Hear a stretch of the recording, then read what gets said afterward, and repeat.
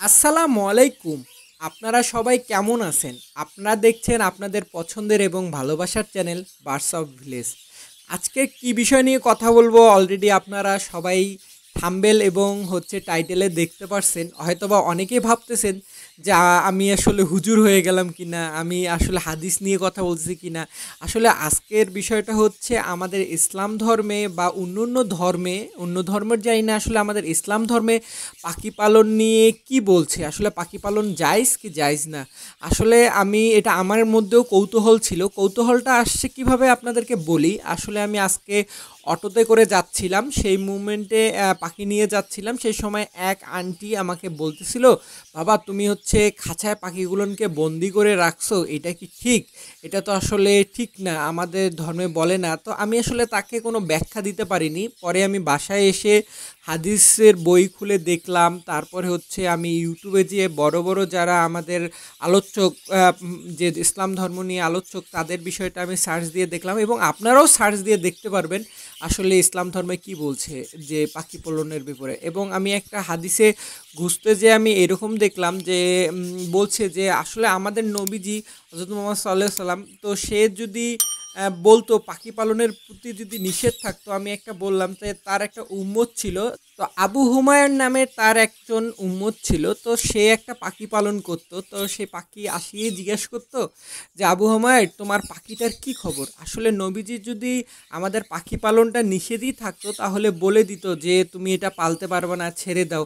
কিন্তু নবীজি বরাবর আসে আমাদের পাখিটার খবর নিত, তার মানে পাখি পালন আমাদের ইসলাম ধর্মে জায়েজ আছে, আপনারা খুঁজবেন। কিন্তু এখানে একটা কিন্তু আছে, যে কিন্তুটা আসলে আপনাদেরকে জানাইতে চাই। সেটা হচ্ছে আপনারা পাখি পালন করতে পারবেন, বা একুরিয়ামে মাছ মাছ পালন করতে পারবেন, বা আপনারা বাসায় পোষা বিড়াল পালন করতে পারবেন, কিন্তু এখানে অনেক এক সত্য জোড়ায় দেওয়া আছে। সত্য নম্বর ওয়ান, যেটা আপনাদের মনে হবে যে এটা আসলে যুক্তিসম্মত, আসলে সে তো আমাদের মহানবী সাল্লাল্লাহু আলাইহি সাল্লাম, মহান ব্যক্তি, সে আসলে সব কিছু জেনে শুনেই কিন্তু এরকম পারমিশন দিছে বা বলছে। সেটা হচ্ছে আপনাদেরকে আসলে এই বিষয় নিয়ে বেশি আলোচনা করার জন্যই আমার আশা। সেটা হচ্ছে যে আপনারা পাখি পালন করতে পারবেন, কিন্তু পাখির অবহেলা করতে পারবেন না। মানে অবহেলা বলতে আপনি ঠিক মতন খাবার দিচ্ছেন না, আপনি ঠিক মতন পানি দিচ্ছেন না, ও ঠিক মতন টেক কেয়ার করতেছেন না।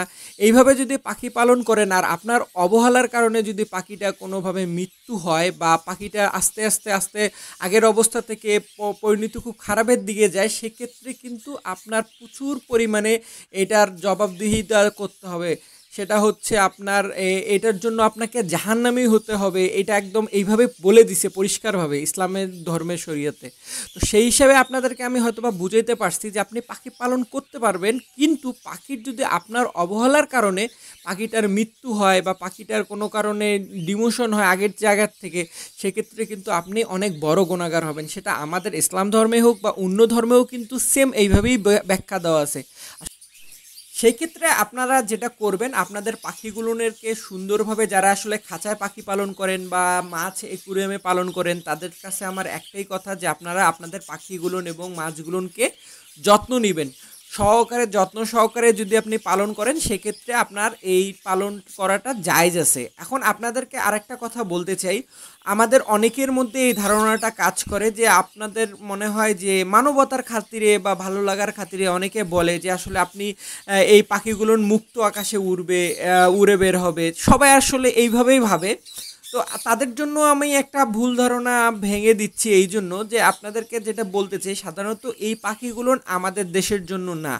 আমাদের দেশে এই পাখিগুলোকে যদি আপনি মুক্ত আকাশে ওড়ার চিন্তা ভাবনা করেন, তাহলে মনে হবে যে আপনি আবারও একটা পাপ করতে যাচ্ছেন, যেটা আমি বললাম প্রথমের দিকে, যে আপনি যদি আপনার অবহেলার কারণে কখনো পাখি মৃত্যু হয়, সেক্ষেত্রে কিন্তু আপনাকে জাহান্নামী হইতে হবে।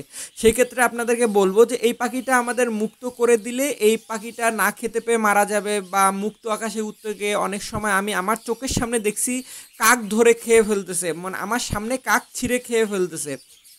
তো সেই ক্ষেত্রে আমি মনে করি কেউ যদি চিন্তা ভাবনা করেন যে এই পাখিগুলোকে মুক্ত আকাশে উড়াবেন বা মুক্ত আকাশে উড়ে বের হবে, কিন্তু এতে কিন্তু এদের উঠতে পারবে না, উল্টো এই পাখিগুলো মারা যাবে। সেক্ষেত্রে আমি বলবো যে আপনারা এটাও একটা কিন্তু পাপ করবেন যদি আপনারা এই পাখিগুলোকে মুক্ত আকাশে ছেড়ে দেন। আর সেই ক্ষেত্রে আমি বলবো, যেমন আমি দেখছিলাম, আমি অ্যানালাইসিস করে দেখছি, সেটা হচ্ছে আপনারা হয়তোবা সবাই আমার শান্তিকে চিনেন। শান্তিকে দিয়ে আমি একটা অ্যানালাইসিস করছিলাম, যেমন শান্তি দেখেন, আপনাদেরকে ওই ফুটেজটা দেখাচ্ছি। শান্তিকে আমি আমার বাসার যে স্থান থেকে ওকে ডাকি, ও কিন্তু আমার কাছে উড়ে আসে পড়ে। তো দেখেন, এ কিন্তু আমার অনেক ভালো একটা যে শিকারি পাখি। তো আমি চিন্তা করলাম যে সত্যি যদি আমার শিকারি হয়, তো সেক্ষেত্রে আমি খোলা আকাশে একটু উড়ে দেখি যে আমাকে উড়ে আসলে ডাকে কি আসে কি না।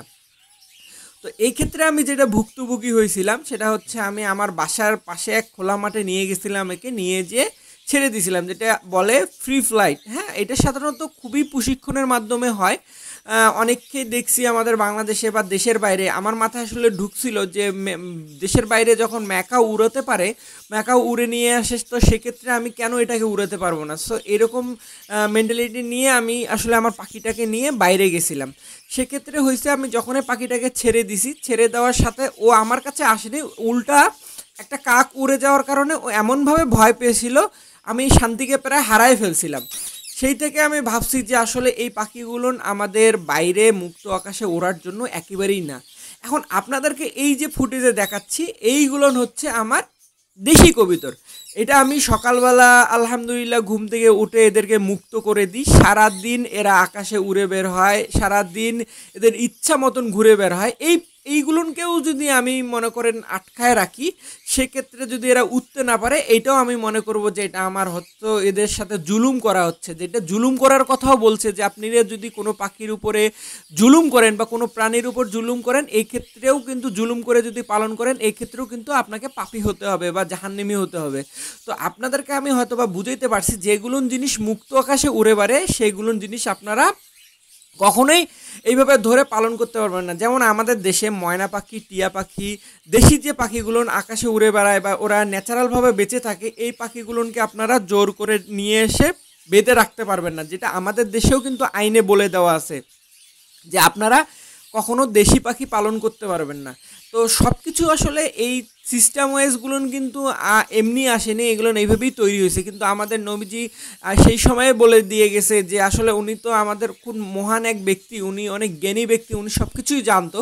তো ওনার কথা অনুযায়ী যদি আপনারা আপনাদের পাখিগুলো পালন করেন, আমি বিশ্বাস যে আপনার পাখিগুলো আলহামদুলিল্লাহ অনেক ভালো থাকবে। এবং সবারকে আজকের এই ভিডিওটা নিয়ে আসার কারণ হচ্ছে এইটাই, যে আপনারা যেন আপনাদের পাখিগুলোর প্রতি একটু সেন্সিটিভ হন, অবহেলায় হন না। অনেকে ভাবে যে আমি আসলে পাখি কিনে নিয়ে গেলাম, এই পাখিগুলো তো আমার পাখি, আমি যা ইচ্ছা তাই করব। না ভাই, এটা আপনি করতে পারবেন না, এটা আপনারা কখনোই করতে পারবেন না। আপনারা পাখি কিনছেন, কিন্তু পাখিটা দেখাশোনা বা টেক কেয়ার করার দায়িত্ব আপনার।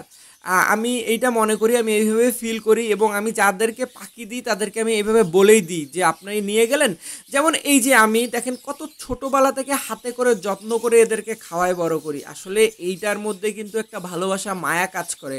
আর আপনারা এর আগে আমার ভিডিও দেখছিলেন যে আমি একদিনের বাচ্চাকে কিভাবে ছোট থেকে বড় করছি। আসলে এইভাবে যদি আপনারা পাখির প্রতি ভালোবাসা বা প্রাণীর প্রতি ভালোবাসা হন, কিন্তু আপনার প্রতিও কিন্তু একটা স্বয়ং আল্লাহ পাকের রহমত থাকবে, আপনার প্রতি কিন্তু আপনার অন্যরকম একটা বরকত থাকবে। এবং সবচেয়ে বড় কথা হচ্ছে, আমি কিছুদিন এক হাদিসে দেখলাম, একজন বলতেছিল, আমাদের এখানকার সবচেয়ে বড় বক্তা, যাদেরকে আমার শুনতে ভালো লাগে, আজহারি, উনি বলতেছিল যারা আসলে পাখি পালন করে তারা কখনো নাস্তিক হতে পারে না। আসলে এই কথার মধ্যে যুক্তিকতা আছে। আমি এই জন্যই আপনাদেরকে বললাম যে যারা আসলে পাখি পালন করে তাদের মেন্টালিটি বা তারা কখনো নাস্তিক হতে পারে না। এটা হচ্ছে তার প্রমাণ হচ্ছে, আপনারা যখন পাখি পালন করবেন তখন এই জিনিসটা বুঝতে পারবেন ভালোভাবে।